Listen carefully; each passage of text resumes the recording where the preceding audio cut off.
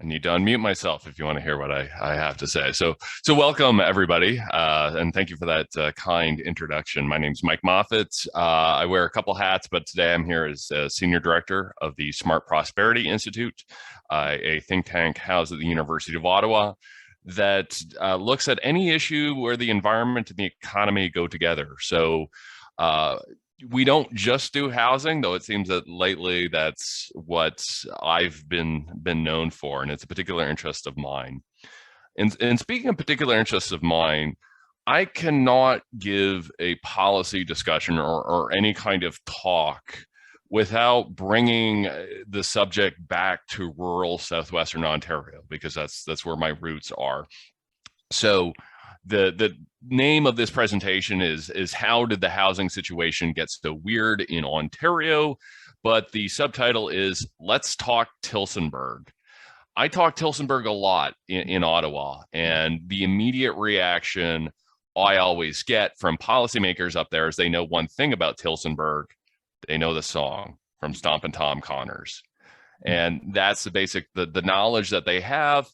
And in their mind's eye, they have these lyrics, do you want to work in the tobacco fields of Tillsonburg? My back still aches when I hear that word. He said, I'll only give you $7 a day, but if you're any good, you'll get a raise in pay.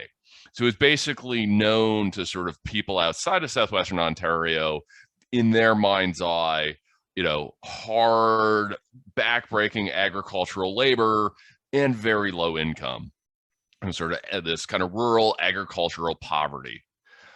What it actually should be known for is high housing prices.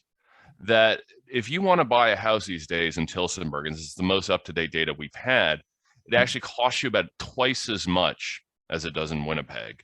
It's more expensive than in Calgary and Montreal and all these other cities in Canada with NHL teams. It's also more expensive than buying a condo in Tokyo. I posted this online and people said, well, it's not an apples to oranges comparison because you're comparing a condo to all types of homes. I said, well, yeah, but I'm also comparing a town of a few thousand people to one of 20 million. And the subway system in Tokyo is a little bit more robust than the one in Tillsonburg. And overall, we're seeing in places like Tillsonburg, just what Simon has indicated. We're seeing tent cities, we're seeing displacement, that these homes are often getting purchased.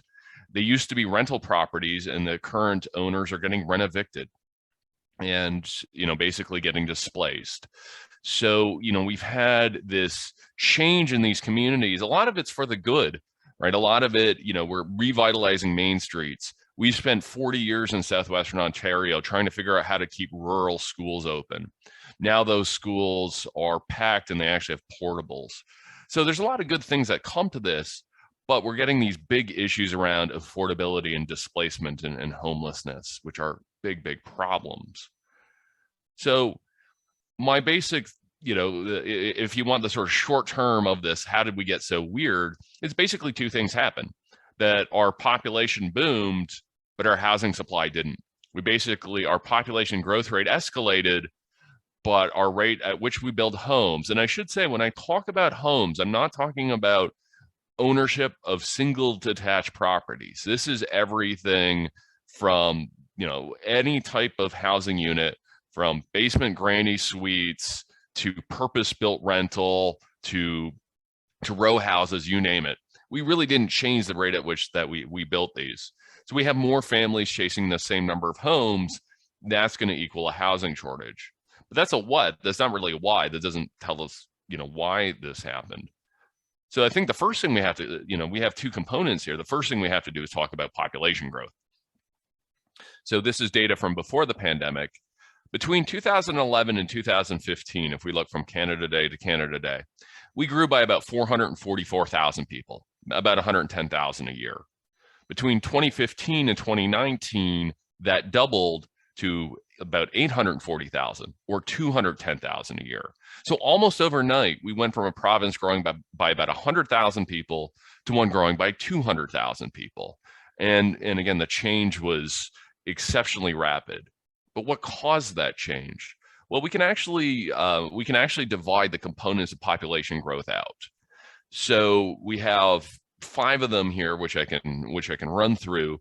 The light blue is non-permanent residents. These are primarily international students, but they're also temporary foreign workers, refugees, anybody who's in Canada but doesn't have a form of permanent residency. They may someday, and we often see that. So we can think of them as pre-permanent residents, but that's basically what we're looking at there. Yellow is immigration.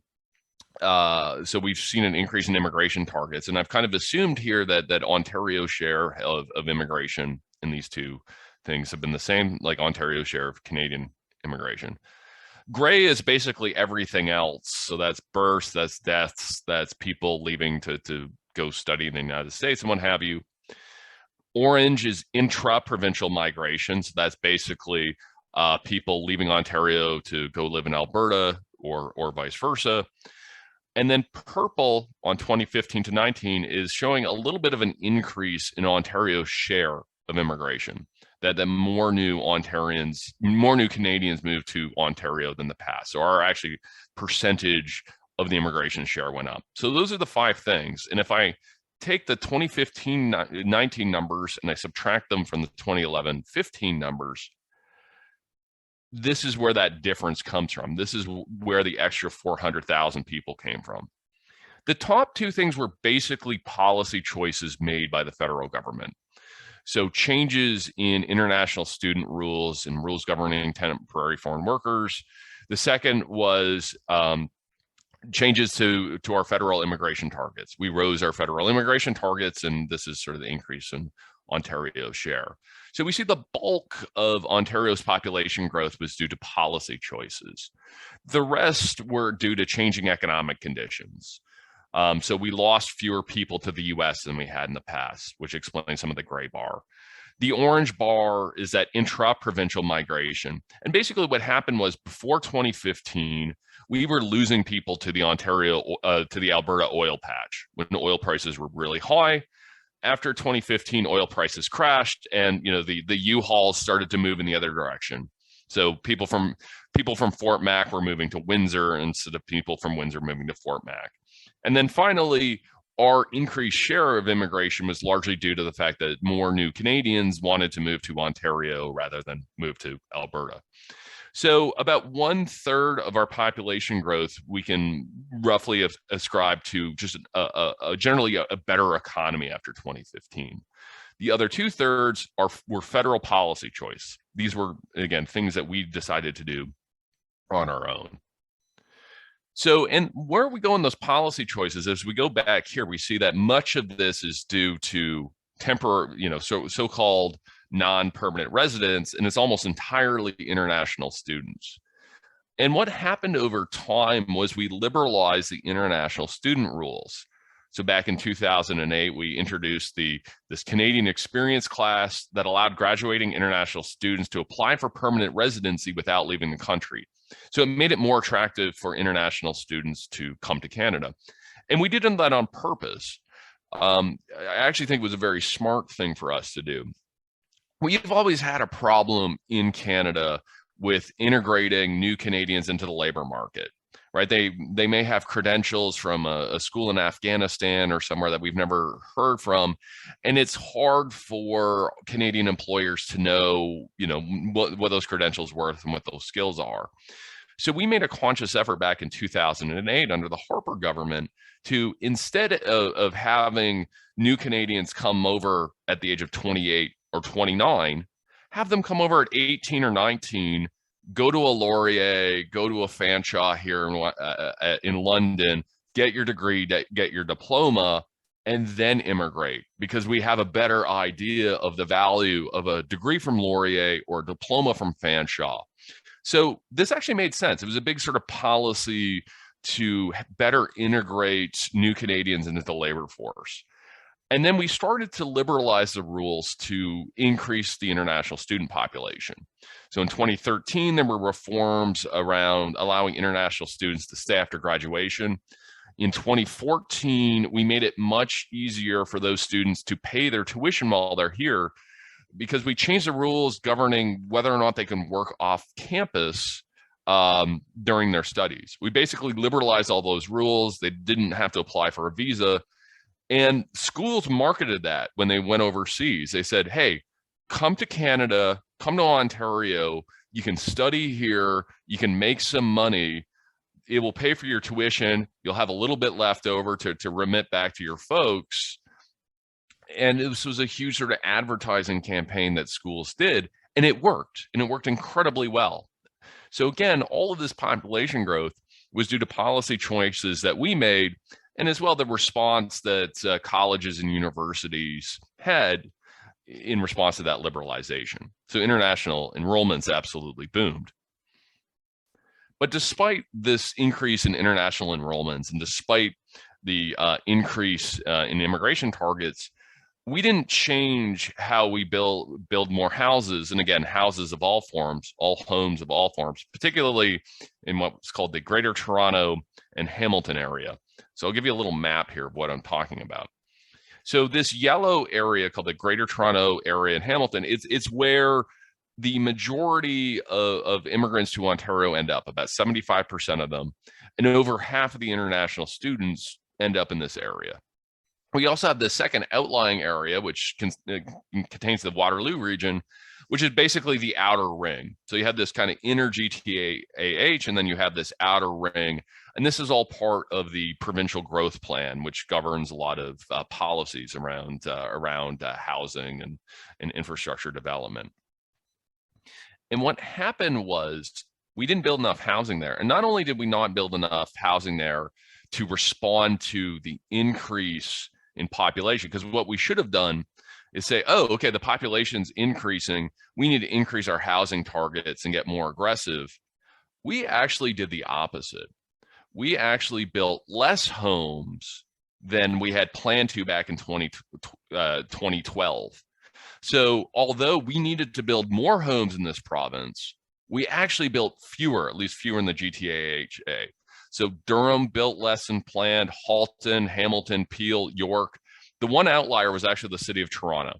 The city of Toronto built more homes than they had planned. So they had responded a little bit, and we can, there were issues there obviously about the affordability of those places, the suitability of them to raise families, because it was a lot of luxury condos, but at least the city of Toronto did respond somewhat to this increase in population, whereas the rest of the GTAH moved in the opposite direction and actually, despite the growing population growth, actually kind of cut back on building, again, relative to forecast. So basically what happened then is you get this exodus out of the GTAH. Back in 2007, it used to be on net that about 10,000 people would leave the GTAH for other parts of Ontario. About 8,000 of them would go to that outer ring, and about 2,000 would go to the rest of Ontario, including Tillsonburg. By 2020, those numbers had increased substantially to the point at which about 45,000 people were leaving the GTAH on net per year to other parts of Ontario. And this is yearly data, so this is not cumulative. This is every single year. About 45,000 people left the GTAH for other parts of Ontario on net. Half of them settled in the outer ring, half of them settled in communities like Tillsonburg and Woodstock and so on. So this is a huge change when, the rest of Ontario is expecting to get about 2,000 people a year moving in from the GTA, and it ends up being 11 times that. That's a big, big change for a bunch of small rural communities, and largely small rural communities, and communities like London as well. And if you look at who is leaving, we can actually map it out by age. So I'm just looking at Toronto and Peel region. We have 2 years, 1 year being 2014-15. The red line, which I think is more instructive, is 2019-2020. On the y-axis, we have the number of people who are leaving. And on the x-axis, we have their age. And it's a wide variety of ages leaving on net. But the two biggest groups are people in their early 30s approximately, and kids under the age of 5. The largest single group is actually kids under 12 months old, like 0-year-olds. So you can basically, in your mind's eye, see what happens. You have a couple, they're living in a small condo or small apartments in Toronto or Mississauga or Oakville. baby's on the way or baby shows up, and the couple's like, this just ain't gonna work. So basically what they do is they're like, okay, we need to move somewhere that's family friendly. So they do this thing called drive until you qualify, which is basically you hop in a car and you go as far away as you need to go in order to qualify for a mortgage. And this basically creates this musical chairs effect, because what happened is, and we can see this in the data, that you had this outflow of families from Toronto that go to Kitchener-Waterloo. Kitchener-Waterloo then gets too expensive for families. So you see this out migration to Stratford and Brantford. Those communities get too expensive, so people move to Woodstock. That community gets too expensive and people move to a Goderich or Tilsonburg. And again, you can kind of see in the data, like month by month by month, when real estate prices start going up is in sort of reverse proportion to how close those communities are to the CN Tower. The further they are away from the CN Tower, the later it is that families move in and prices go up. So what that causes those high housing prices to be transmitted like a wave across Southern Ontario. You get increased commuting times and distances, which worry me as an environmentalist. The fact that oftentimes people are living in Tilsonburg, but they still might be working in Hamilton. We did see a lot of population growth where there was very little growth before. So again, this isn't all a bad thing. We had a lot of main streets that were revitalized, community revitalization of smaller communities in Oxford and Huron County. And again, you see this massive home prices rising everywhere, but at a higher rate than when they were closer to Toronto. So this exodus broke real estate markets across Ontario. I'm a Londoner, so I have to, so far I've been talking Tilsonburg. I'm gonna have to switch this over to London. So here's the price of a single family home in London from January 2005 up until the beginning of this year. And you'll note the exponential growth. But I think the home prices are actually easier to understand if you're not mapping the current price of the home, but basically how much has it changed year over year. So let's do that. So basically you can see up until about 2016, a price of a London home would rise about $4,000 to $5,000 a year. So basically, if you were a London homeowner, your net worth just from your property would go up about $5,000 a year. Starting in late 2016, early 2017, that went from about 5,000 to about 50,000. So basically, if you're a London homeowner, your home is actually earning more than the median individual wage in the community. And then this absolutely took off during the pandemic, where home prices, at one point, home prices had increased year over year by $200,000. So if we can map this out, if we look from 2006 to March of 2016, the annual average price growth in Ontario or in London was about $6,000 a year. In the 4 years after that, up until the start of the pandemic, it was about $42,000 a year. And I think that's really important. That I think, we often think about these home price rises as being a pandemic effect, just because the home price rises were very dramatic during the pandemic, and that's closer to our sort of history.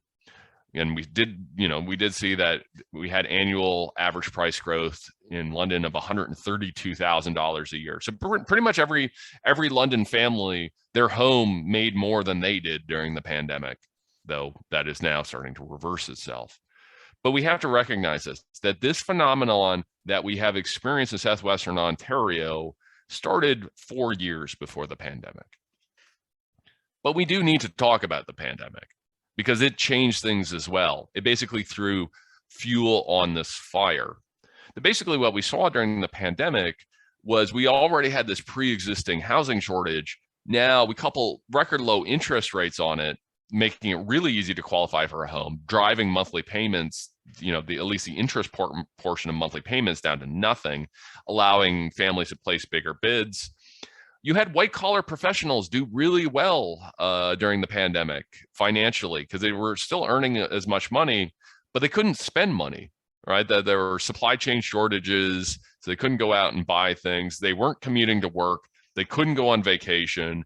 So white collar savings rates went through the roof, and white collar individuals were using that money to buy everything from real estate to vintage guitars to old hockey cards to you name it, to meme stocks. So you had all of this money flowing into these asset classes. You also had people wanting just more space during the pandemic who could afford it. So oftentimes you had people buying homes outside of big cities, but oftentimes keeping their existing ones. So you would have people who live in a condo in Toronto and then would go out and buy a place in like Bob Cajun, but still keep their Toronto property. So the rate of ownership, multiple home ownership, rose substantially during the pandemic.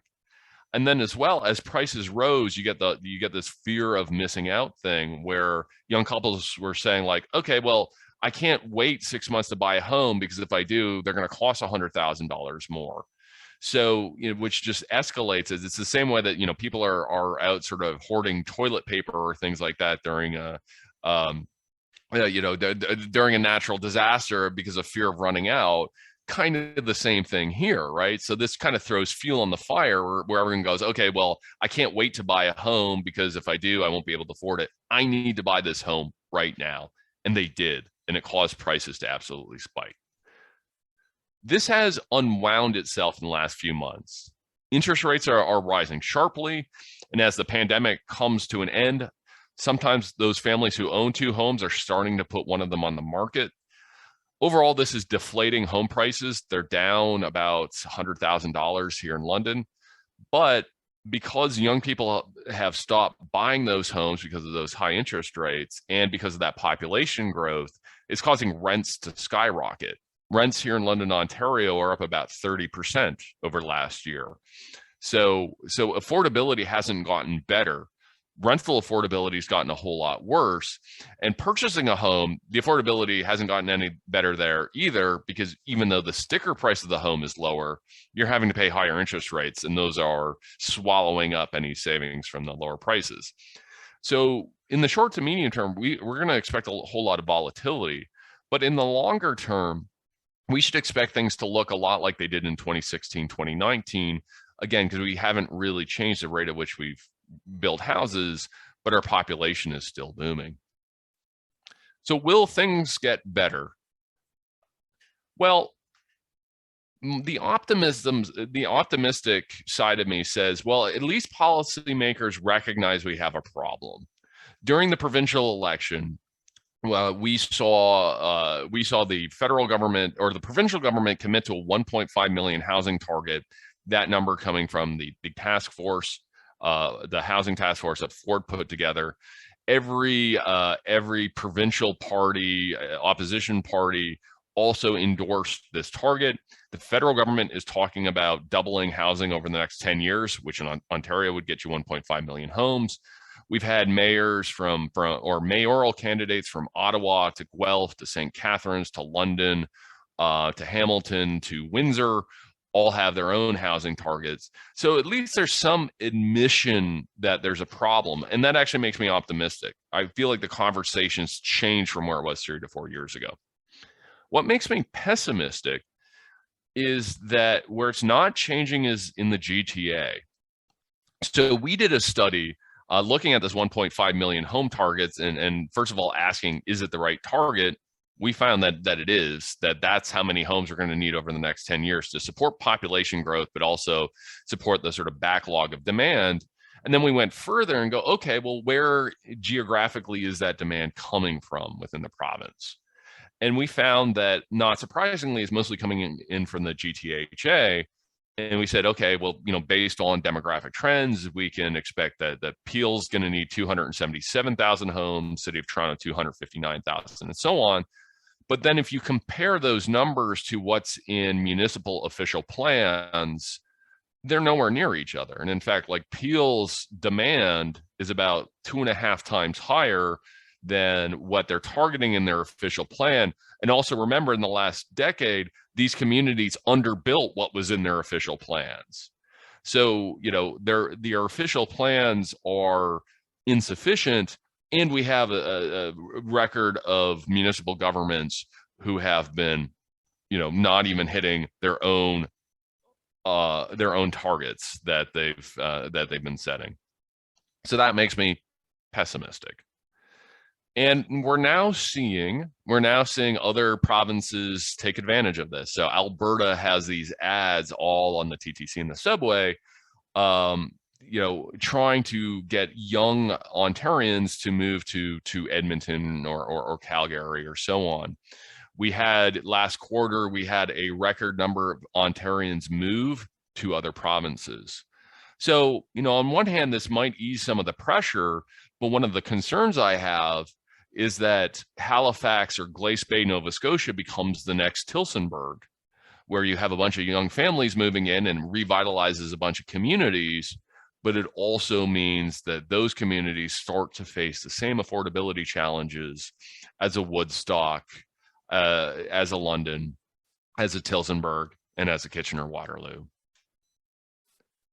So takeaways: Ontario's population boom was a policy choice. It was something that we absolutely chose to do. Ontario's failure to change housing policy or not change housing policy in response to population growth was a policy choice. We could have changed the growth plan. The provincial government could have put in any number of measures to support this. They did not, and we have a whole report on that called Forecast for Failure. The GTA didn't even hit their pre-population boom housing forecasts, again, due to policy choices around zoning and parking minimums and approval processes and things like that. So you couple those three things together, this is self-inflicted. We did this to ourselves. This was three levels of government that lacked coordination, that simply did not have housing policy that matched population growth policy. So what that self-inflicted problem caused was young families from across the GTA in search of housing to scatter across southwestern Ontario, causing home prices in Tillsonburg to exceed condo prices in Tokyo. And my big concern, or something that I think policymakers need to watch over the next, say, 2 to 5 years, is that with the advent of work from home, that exodus from the GTA is going Canada-wide. And we may have a number of communities across Canada that become the next Tillsonburg, which also don't, unfortunately, have fantastic Stomp and Tom songs written after them. So I'll leave it there, and thank you for indulging me and allowing me to talk about rural Western Ontario and my love of Stomp and Tom Connors. Thank you, Mike. That's outstanding. Thank you. That's a fabulous overview. We have 10 minutes left for Q&A, and I see that Zach Spicer has his hand up. So Zach, question. I was actually just clapping. I'll take that. I'll definitely take that. Sorry, I confused the hand clap with the raised hand. I see Russell Wong has a question.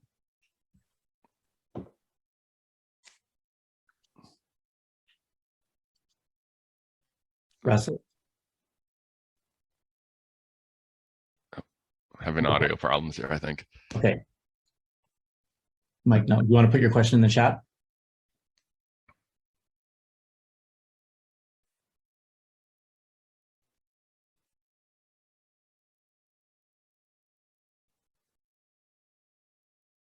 Okay.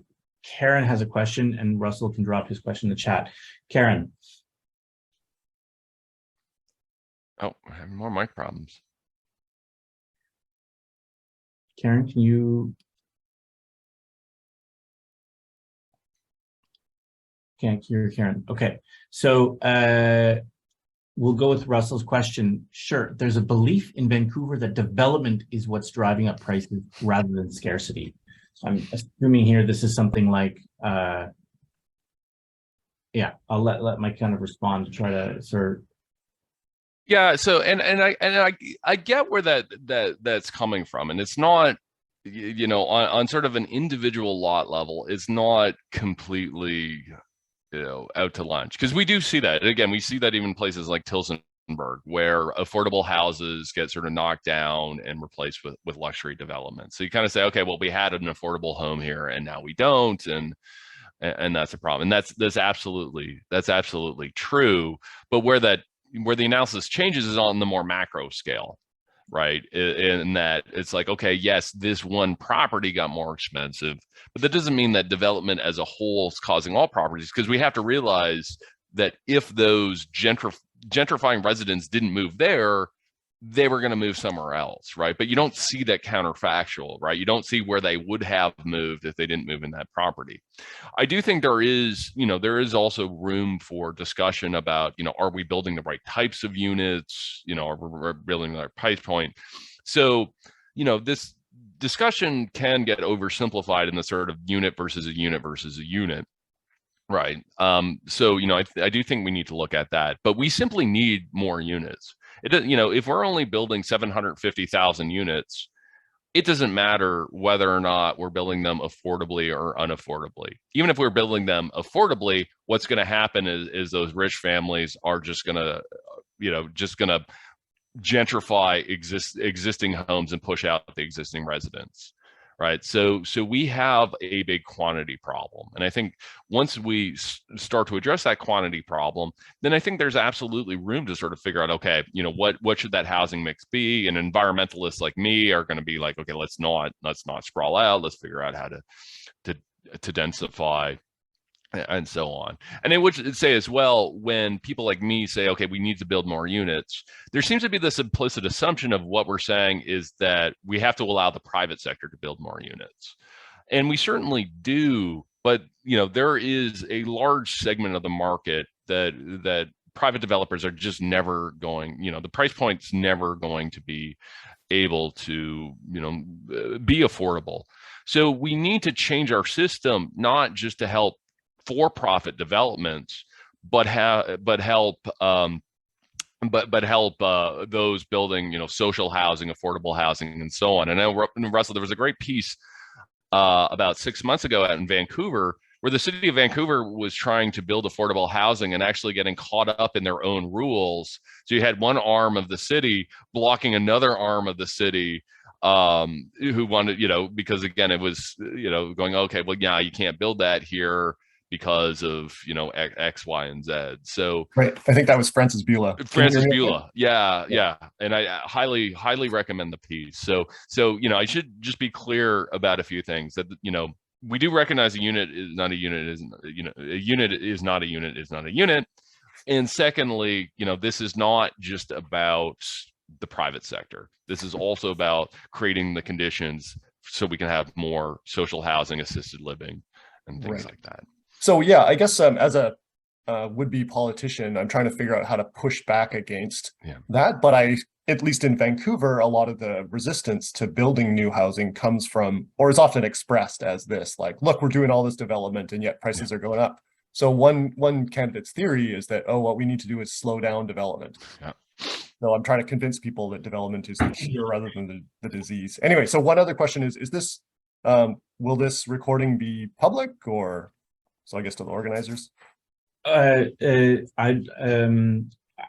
think we'd like to make this public. Yes, possible. Okay. All right, thank you. Because we got the municipal elections in BC coming up pretty soon, and then in Ontario. So just having Mike's clear. Thank you, Mike, for doing this. Clear expression of what's going on. It would be kind of helpful to have out there. Yeah, no, absolutely, and I agree with you. I often call it like the "I saw a crane" argument, because I'll say, "Oh, we're not building enough housing," and then get responses like, "Well, I saw a crane, therefore your argument is invalid." I'm like, well, okay, that doesn't really mean anything, and in part as well. I always point out to people, it's like people can't live in an unfinished home, and part of the issue that we have is figuring out how to build these things more energy efficiently and more safe and so on, but also just do it faster. And we've seen one of the issues that we have is a lot of these homes take forever to build. So you get people saying, oh, well, I see all this construction around me. What do you mean we're not building enough homes? So, maybe it's almost like I have to change the language and go, okay, we're not completing enough homes. I don't know. I'm trying to sort of figure this out as well. But yeah, that's a counter argument I often hear. It's just like, well, look at the construction, look at all the cranes, therefore your argument is invalid, or your data is invalid. Karen, can we try again? Can you hear me now? Yeah. Great. Michael, thank you so much. you alluded to my question in your response to Russell around who in a partnership should be addressing this from an international student perspective, living here in Brantford, increasing our international student population, but struggling obviously with housing, and wondering what your views or thoughts on our type of partnerships that could address that. Well, I certainly think, and it's probably not going to make me popular with my colleagues, but I certainly think colleges and universities have to be doing more to address this. One of the issues we've had with this sort of international student boom is a lot of this boom, I find 9 times out of 10 I talk about this, and the response I always get is, people saying, well, universities should be doing this and that and that. I say, look at the data. It's actually colleges that are growing. And that actually makes it a little bit challenging, right? Because we call them community colleges for a reason, that back in the 50s and 60s and 70s, and even until recently, that most people who went to a college lived in the community already, right? So Fanshawe supported people who lived in London. So if you increase enrollment, that didn't change housing needs. Not that many people were moving in. That has changed, but what that's meant is that a lot of these colleges have no real history of building student residences, right? Because there was always this implicit assumption that, oh, well, they'll just live in the community, and that's sort of the community's issue. So I think we need to change that, and we particularly need to figure out how colleges, we can build more residences, and particularly residences that are affordable and meet the needs of international students. I think we've not done a great job of that, particularly at the college level. So, and it's uneven. Some are really good, some are less good. So I think colleges and universities can play a big role. And one of the things as well I'd love to see the provincial government say is exempting colleges and universities from zoning rules, or rather do that. Just say, we realize that you have a responsibility to do this. So if you want to put up a 6-story student residence on your land, just go for it. So I do think that there we go. So I do think there are solutions there. But yeah, I think we have to, when we look at these 1.5 million units, I do think we need to look at things like that and just go, okay, where is the demand coming from? And is there a way to meet that demand? So looking at international students is a big one. Big one that I'm sort of trying to figure out is how to build, and it actually goes to Russell's point about how to make this kind of less zero sum, right? Because there's this idea out there that, well, we can't build more housing because that would upset existing homeowners, right? And it becomes a zero sum conflict between homeowners and non-homeowners. And we're never going to win this because 2/3 of the voting population are homeowners, so they're going to win. But when I talk to existing homeowners, they're not thrilled with the status quo either. And in particular, they go, okay, well, in theory, yeah, I'm worth a lot, but in practice, I can't spend that, right? Unless I want to engage in some kind of financial engineering, because I'd love to sort of downsize, but there's nowhere to move to.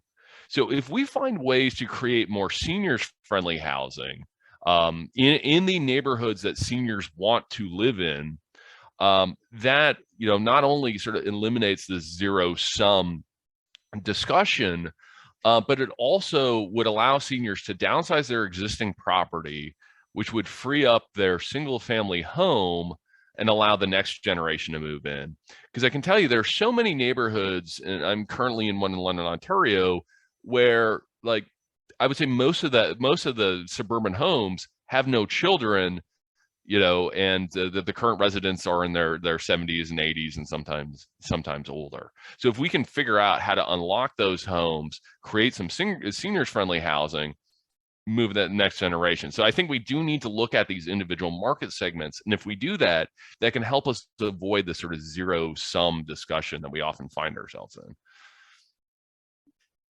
Mike, we're actually running short on time. Oh, sorry, I got to stop giving such long-winded answers. That's okay. If Steve can pose his question succinctly, we might be able to get away with one last question. Yeah, Mike, just briefly. Obviously, right now we're in a situation where tightening financial conditions are necessary and could potentially put some rental or condo developments in jeopardy. I'm wondering, given the limited tools available to the federal government, if you think that something like backstopping some developments, perhaps through like the RCFI or something like that, might be a good way to mitigate some of this.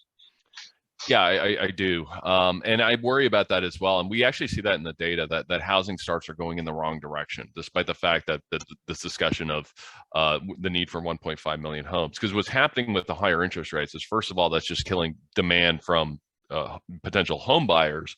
But also, even if it's not purpose-built rental, home builders and developers usually have a bunch of upfront charges that they're debt financing. So the cost for developers and builders has also gone up. So you're seeing them sort of back off. So, this interest rate hike in some sense couldn't have come at a worse time, where we need to build all these homes, but it's making it more expensive for us to do so. Hopefully we get some normalization and things moving the other way. But I agree with the general premise of your question. I think we're going to need the federal government to step in with a variety of policy instruments, or else this high interest rate environment is going to cause housing starts to go in the exact opposite direction of what we need. Mike, that was amazing. Thank you. That was extremely informative. I'd like to thank you for taking the time out. I am not as optimistic, sadly. I'll just say, like, to me, the whole root of this is a kind of a classic case study of kind of incoherent policymaking in a pluralistic society. Yep. And knowing that the market will not address all the needs, I'm just not optimistic that we're going to get the kind of coherent policymaking that we need to address the issue. So I'm very grateful for would-be politicians like Russell that are taking this issue head on. Yeah. Yeah, and I share that, and I think we could use this as a classic case study of Canadian federalism and the lack of coordination between three levels of government, because ultimately that is the issue that we're seeing here in Ontario. Well, in our next panel, we're going to share some of our findings on voters' attitudes towards construction of homes. And yeah, definitely you're going to see that the dream of the single detached home is very much alive in people's opinions. Thank you very much for coming, Mike. Thank you.